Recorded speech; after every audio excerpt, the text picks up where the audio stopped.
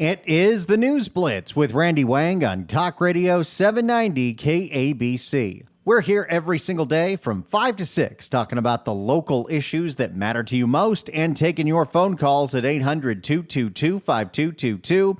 Your emails at randywangradio@gmail.com. You can get the KABC News Blitz wherever you get your podcasts and subscribe to the California Report for my daily curated list of all the important California stories at randywangradio.substack.com.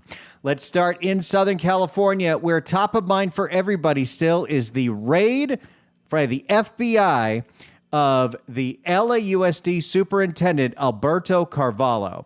I've got a piece from NBC LA where they talk about the possible connection that this raid might have with an AI startup that apparently Carvalho had connections with in Miami, where somebody in bankruptcy court, when this company folded, said that they were owed $6 million for a commission for getting a contract with LAUSD for this AI chatbot. Does that have something to do with this? It very well could. I don't think we're getting any details anytime soon. We got a lot to get into today. So there's 28 pieces in the California Report. So let's move right on to this one. Now, I'm torn on this. Because on one hand, this new LA County program where you can turn your kitchen into a business is interesting and definitely is an easy way for people who want to get into the hospitality world. What I'm talking about is these new regulations where you can turn your home into a little cafe. You can turn your home into a little bakery and get a permit from the health department to sell coffee, to sell bread, what have you. But are we once again adding even more competition to the restaurant world that has to pay everything else on top of all this? So while I do like the entrepreneurialism, and maybe this is a good way for people to start, in fact, CBS LA's piece on this, they interview somebody who shut down his pizza place because it was too expensive to do business here, but now he bakes bread in his kitchen.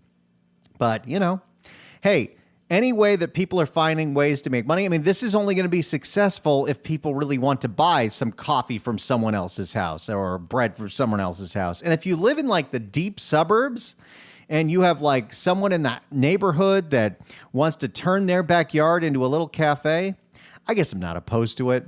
That would be kind of fun. Like, I don't have anything really cool to walk to from this neighborhood, except for like a Starbucks, but come on, we can do better than that. Now, I told you last week about the ABC7 investigative piece called Sex in Plain Sight, where they tell you exactly what's going on in the Figueroa corridor.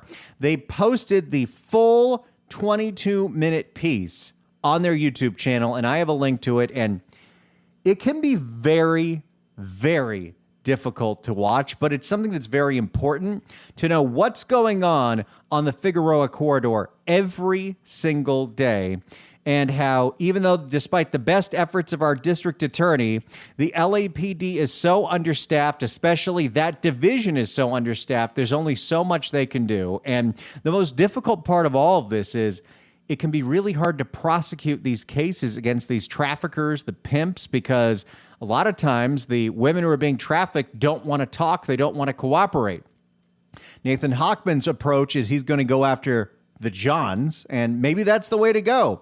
Maybe you can shame them into doing this. I don't know if that's going to eliminate the demand, but what's going on in Figueroa is unacceptable. Now, in San Francisco, Leanne Melendez, the ABC7 Building a Better Bay Area reporter, has a topic that I know causes a lot of division. Should restaurants and other businesses be allowed to go cashless? And the main reason that any restaurant or business wants to go cashless is simple. Cash can be a liability when burglaries are happening all the time. I give this great for instance. There's a breakfast taco chain that I'm a huge fan of, Home State. I've been a fan of theirs since their original location in Los Feliz over a decade ago.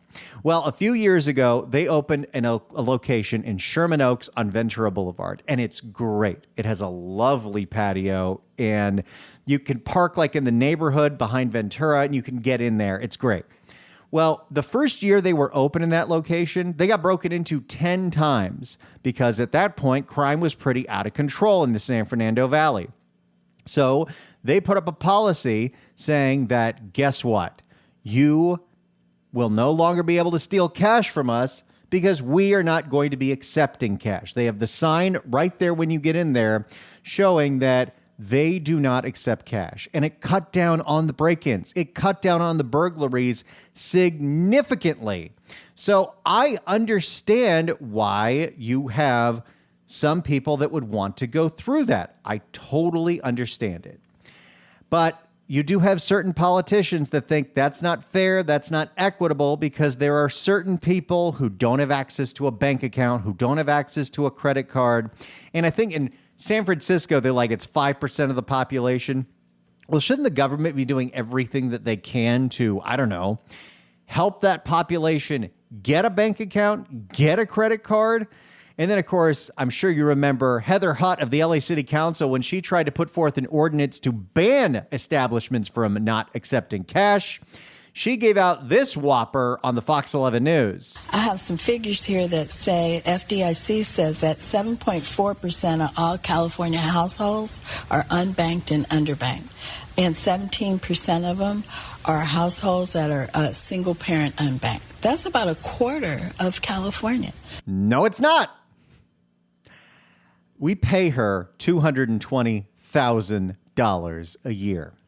Now, our next story involves our Attorney General full of cliches, Rob Bonta. Every type of leadership is about meeting the moment and rising to the occasion, and this is what's required. And so we're stepping up and getting it done. It comes from ABC7 in the Bay, and they're looking at a casino, a card house, if you will. In Southern California, we've got quite a few of these, including the Bike, the Commerce Casino, even Hawaiian Gardens. These are not on tribal lands, but regulations have allowed them to do poker and blackjack style games. I remember learning how to play 3-card poker at the Commerce Casino like 20 years ago, back when my original radio station, KLSX, the FM talk station, would do live remotes there with the Conway and Whitman show.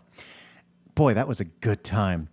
And apparently, there's been a fight for many, many, many years between these casinos and the tribal casinos that allow all kinds of games and slot machines. And I'm not sure why. Maybe it's because of certain donations to certain campaigns. But all of a sudden, even though this has been practiced for decades in California, the Attorney General decided to look into this and put forth new regulations banning these card houses, including the one that I have covered in this story, Casino Matrix in San Jose. Starting April 1st, they won't be able to do blackjack-style games. They won't be able to do that. They'll only be able to do poker in poker tournaments, and they can't have dealers. And they're saying just this one casino, that's going to wipe out 50% of their business.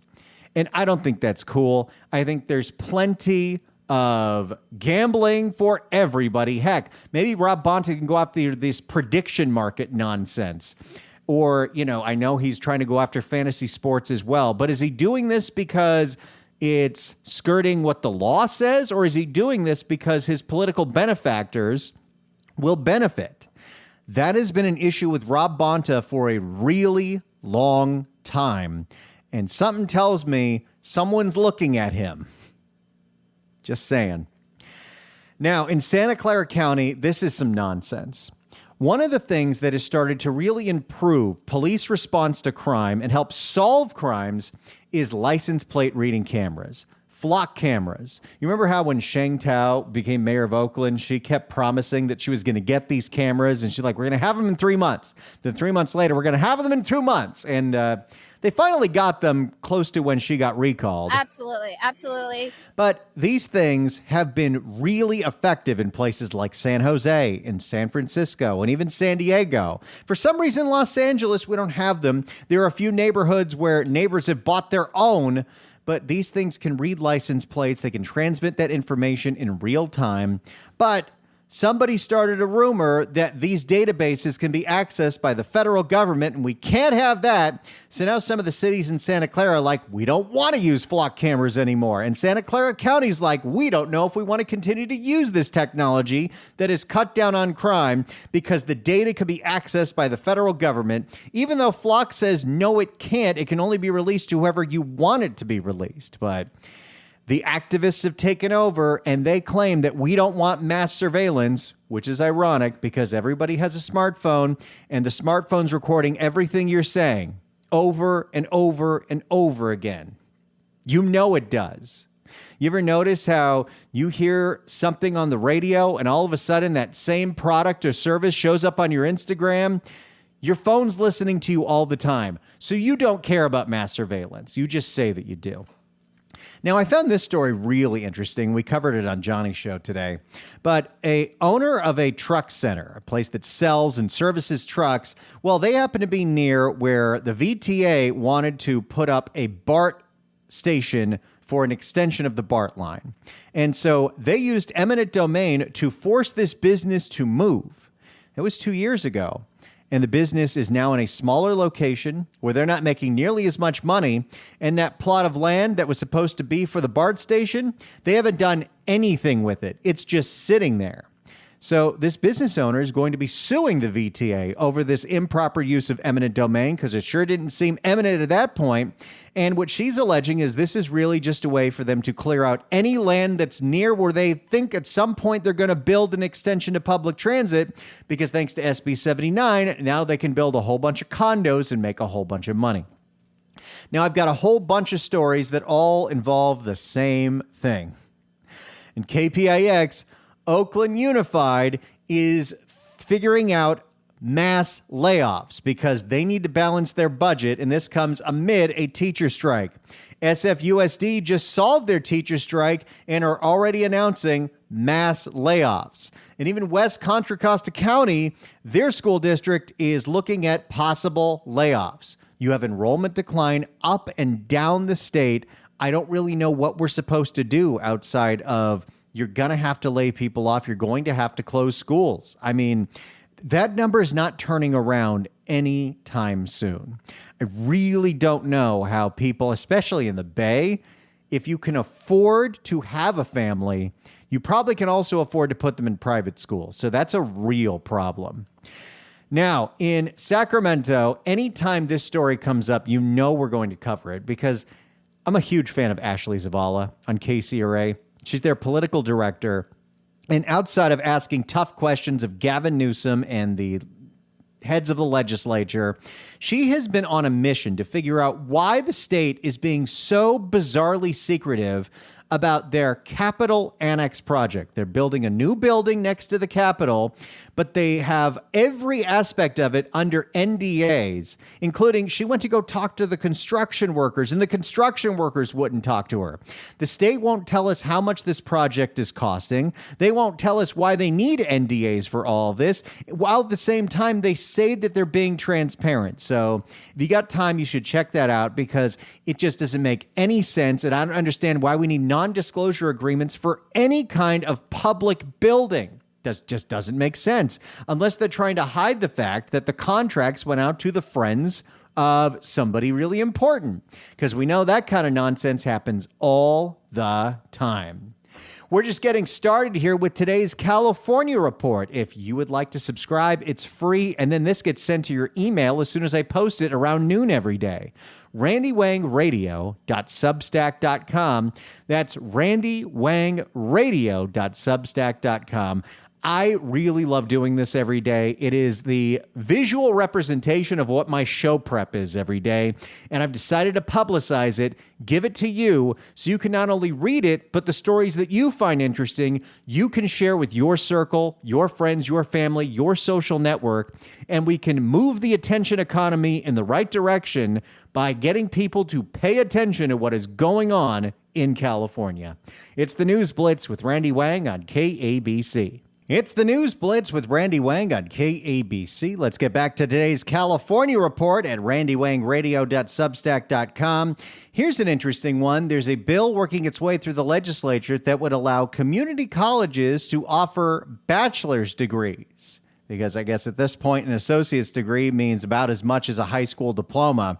But shouldn't the answer here to figure out, I don't know, how the state schools, the CSUs and the UCs got so expensive? There are probably people listening right now that they went to the CSU system when it was like $500 a year. So maybe we can figure out how that got so expensive, especially for people that are raised in California, because those schools are supposed to be for us. And of course, a couple of stories on homeless shelters and the ones that people don't want. There is this fast-tracking ordinance in Sacramento where a micro-homeless community near a park has been greenlit. And the locals are going to the city council and saying, we don't like this. And the city council says, yeah, we don't like this, but it turns out the ordinance means that we have no say in this. But they're going to try to oppose it. And here's a great idea. Hey, we should have an emergency homeless shelter in Elk Grove. We got $15 million to spend on it. Great. Well, here's the problem. The homeless advocates are never happy. It's not close enough to enough amenities, which means it's not close enough to a lot of people that they don't like it. And they want it to be somewhere where it's closer to transit and it's closer to where people can use it. Because, of course, the last thing we should ever do when we build a shelter is not put it near anything where those people are going to bother anybody. And let's move to San Diego. I knew this story wasn't over. Sean Elo Rivera is at it again. He has narrowed his bill, but it is on its way to the full city council for a possible placement on the June ballot, a proposal to tax empty second homes. If you own a vacation home and you don't spend 6 months of the year there, he wants to charge you, I think, $8,000 the first year, $9,000 the second year. I don't think that is going to solve San Diego's housing crisis. And I really, really, really don't think any of the money they're raised is going to go towards anything but solving their budget deficit. But now you're going to depress people going there, because guess what? Those people that have those vacation homes, they probably spend a lot of money when they're in San Diego. But of course, you can't have that. And San Diego is looking to propose new e-bike regulations. You know, I'm in the camp that I think e-bikes, when you look at it from a macro level, have been nothing but a net negative for society. It's too late now, but we should honestly treat these things like motorcycles, and you should not be able to get one until you're 16 and have to get a license. That is my humble opinion. If they go as fast as a motorcycle, how do we not treat them as a motorcycle? And this story is definitely making the rounds, but I have it on here. In the Central Valley, on ABC 30 Action News, a registered sex offender is running for Fresno City Council. And he's about as creepy as he sounds. In the governor's race, ABC 10 sat down with gubernatorial candidate in their series of all the candidates they talked to at the California Democrat Convention. Today they're talking to Javier Becerra. Scrub it. That guy. He's still in the race. Why? Nobody knows.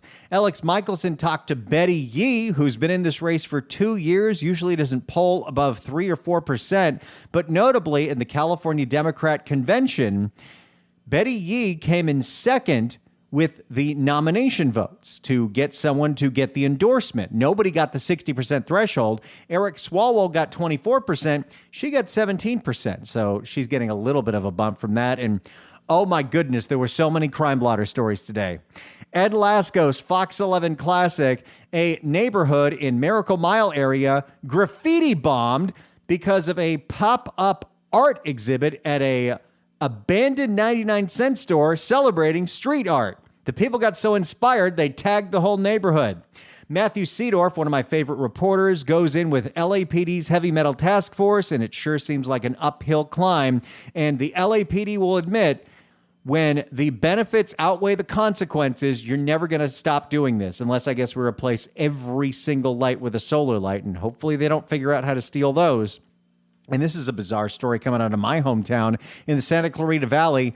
It is a roommate from hell situation. And I thought I had a roommate from hell. No, no, no. This guy was spraying Raid bug spray on his roommate's food in an effort to poison them. That is wild. All of that and so much more in today's California Report. RandyWangRadio.substack.com. It's the News Blitz with Randy Wang on KABC. It is the News Blitz with Randy Wang on Talk Radio 790 KABC. We're here every single day talking about the local issues that matter to you most and taking your phone calls at 800-222-5222. Your emails at randywangradio@gmail.com. Search for the KABC News Blitz wherever you get your podcasts, and subscribe to the California Report for my daily curated list of all the local video stories that you need to see and share at randywangradio.substack.com. Our next guest is a political analyst, media personality, and freelance news contributor. You know her as CaliMAGABarbie. You can get her on Twitter at CaliMAGABarbie or on Instagram at cali.maga.barbie. April Silverman, welcome to the News Blitz. Thanks for having me. Hi. April, let's start off with what might be the most outrageous story in California news this week, when we found out that one of the worst, a serial child molester who was put away back in the late 90s to 3 life sentences plus 20 years for doing horrific things to a whole bunch of kids under 8 years old, is eligible for parole thanks to Gavin Newsom's elder parole law. What do you make of that? I mean, this is just typical Gavin Newsom. He signed the early release law, and it's his parole board that's letting the officer out, but he's never, ever going to take responsibility for anything. He's always going to pass the buck. Nothing that happens in the state is ever his fault. So just honestly, it's not surprising, and the writing's been on the wall for a while if we've been paying attention.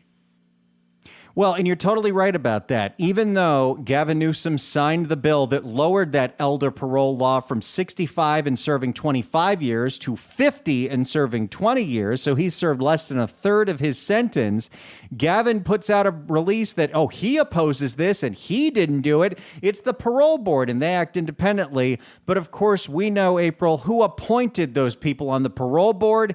Gavin Newsom. Exactly. He has the authority to refer the decision to the full parole board for review. Oh, of course he does. But Gavin doesn't. Gavin's in the middle of his gallivanting tour around selling his book, and this was the last thing he needed, so he's not going to try to add any more attention to it. But more and more people need to know that this is the kind of insanity when you think of the excesses of criminal justice reform. Somebody who, I don't know anybody in their right mind thinks that this guy should be out. The prosecutor that put him away, it can't even believe that this is happening. Like, what happened in California that this is even something we're discussing? It's really insane because, like, their priority in government should be our public safety. And if he can't use that power to protect our kids, then what business does he have being our governor, let alone being a candidate for president of all the 50 states?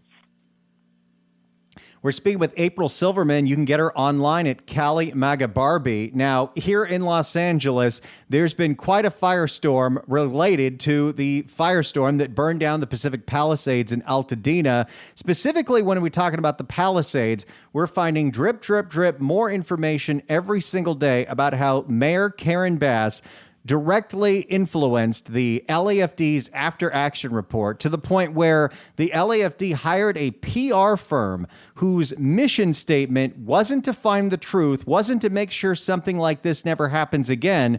The mission statement of the after action report was to protect the reputation of Karen Bass. Yeah, that's all they know how to do is more damage control. And I think that the PR firm that they retained was also very pro-BLM, pro-racial reparations, woke, anti-white.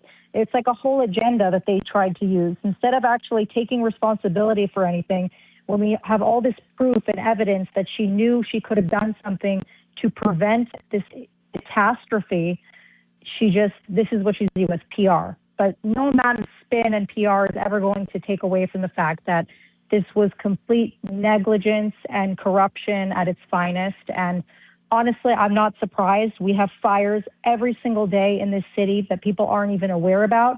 And it's all because of Karen Bass's policies on the homeless. Oh, you're totally right about that. In fact, before she was fired and before this, the former fire chief, Kristen Crowley, admitted half of the calls that the LAFD go to are homeless related.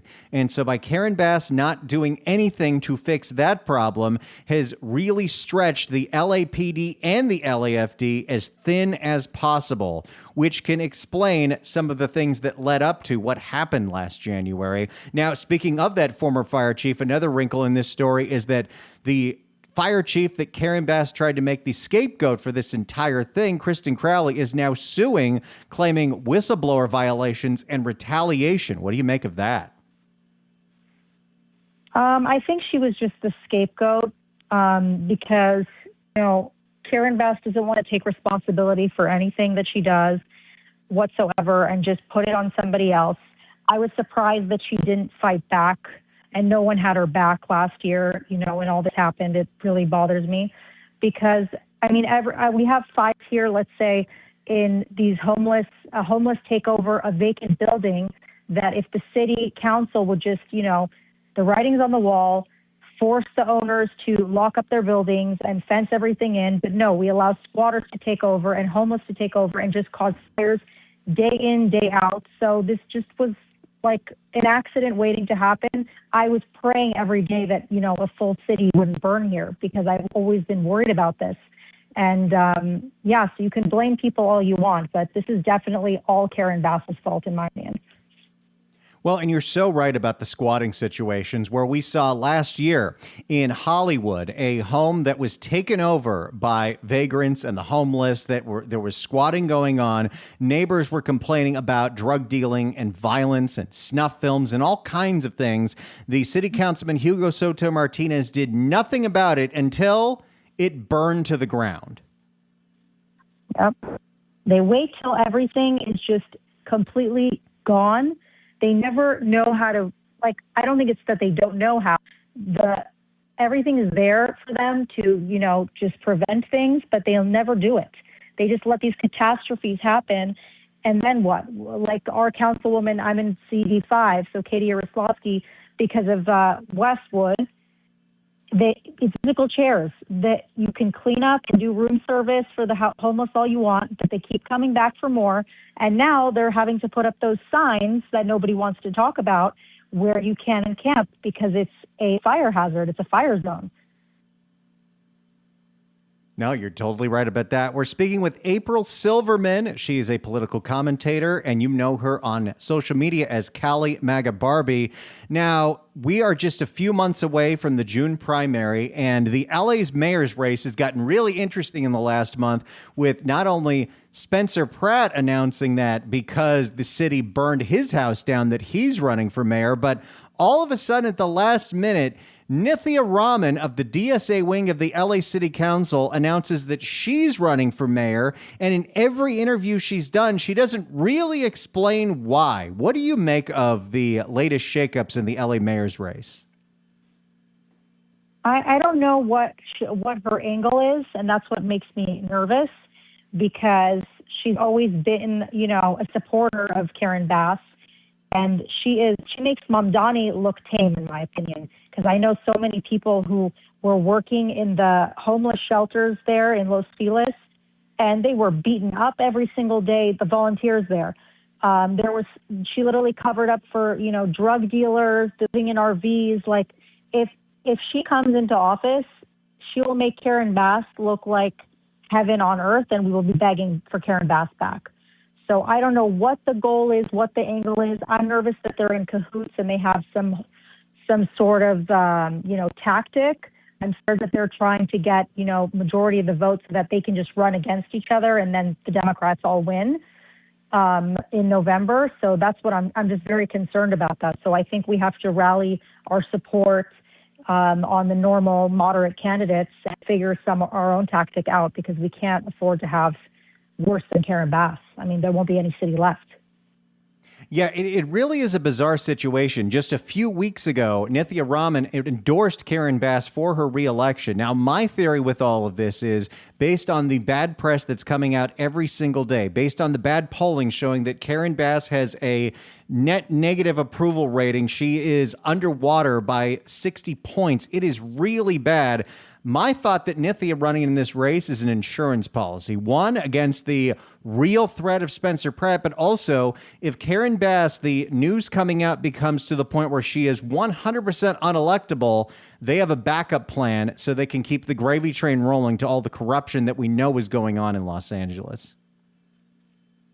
Yeah, it's very likely. I think it reminds me of what happened in Minnesota, where Tim Walz had to drop out because of all the fraud coming out. He was running again for re-election. And once he dropped out, a day or two later, we had the ICE protests, which was a big distraction, and nobody wants to talk about the fraud anymore. Everyone's, forgotten that. So I'm just nervous that people are going to see a new face instead of Karen Bass and think, oh, it's a totally different person, because people in the other districts haven't dealt with Nithya Raman.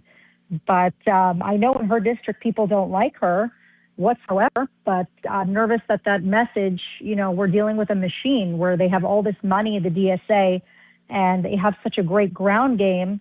And we're never prepared to deal with this machine every single time. And we just get surprised and we're blindsided when the writing's on the wall, and we're never we have to really prepare and not wait like they did in New York City to rally behind a candidate. And I'm nervous that we're just running out the clock. What do you think the normal person can do when you talk about, the ground game and the organization that the DSA people have? Like, what can the average person listening right now, or the average person that wants to get involved in politics, they want to figure out a way to get some common sense back to the city? What can the average person be doing in the next few months to get the word out about some of the more common sense candidates that are on the ballot, up and down the ballot in the state of California? So last year, I didn't have a social media following at all. I got myself about 10,000 votes for ballots for the conservative or like the law and order candidates, like for the DA and the propositions and everything. So I used like WhatsApp group chats, text threads, just be in the neighborhood, in your community, and just, help people out. Like, I took old people to the polling stations. I went and helped them, explain them about each candidate, about each, proposition. So if everybody does a little bit and pitches in a little bit, you don't have to be famous and have a following, but everyone has their own, family and friend network in their village and their community, then we can win this, because we're dealing with the machine. There's money there. They're paying people. They go to the homeless shelters, they get the homeless people to vote. They go to nursing homes, the DSA. They go to schools. They go to the parents. They're relentless. They'll never, skip out an election. They don't just come out for presidential. They are at every single election working like it's the last election on earth.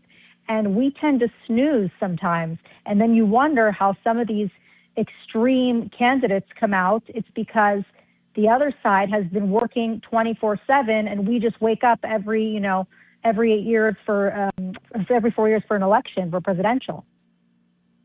You're totally right about that. There's no reason that the normal people can also organize and get the word out and educate, because if the turnout was higher, you wouldn't see some of the extreme candidates that make it into office.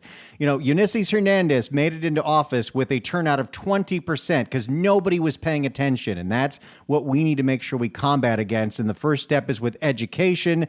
And April Silverman is one of the people doing that. You can follow her on social media at CaliMAGABarbie on Instagram. It's Cali.maga.barbie.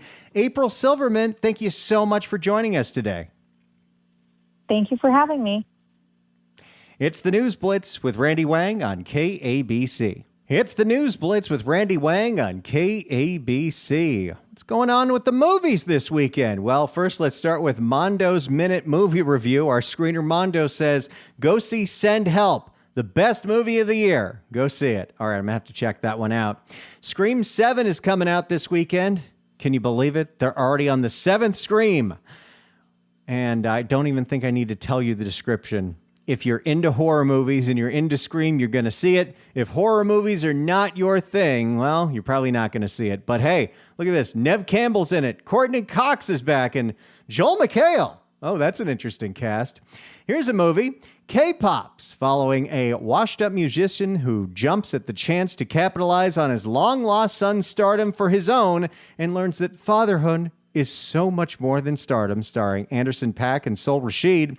And cool, there's some really cool music films coming out to theaters, including Epic, Elvis Presley in concert. Epic features long-lost footage from Presley's legendary Vegas residency in the 1970s, woven together with rare 16mm footage from Elvis on tour and treasured 8mm film from the Graceland archive, along with rediscovered recordings of Elvis telling his side of the story. That's pretty cool. And 21 Pilots, More Than We Ever Imagined. The 21 Pilots concert film captures their massive Mexico City show, blending explosive performances with backstage moments as they prepare for 65,000 fans during the Clancy World Tour.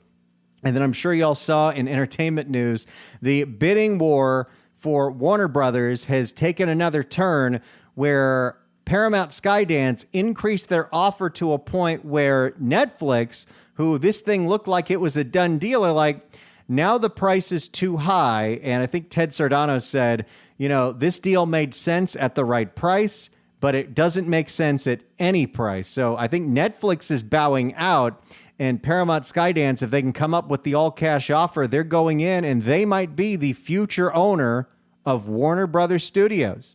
Very interesting.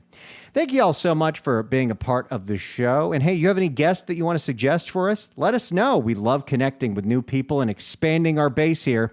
RandyWangRadio@gmail.com.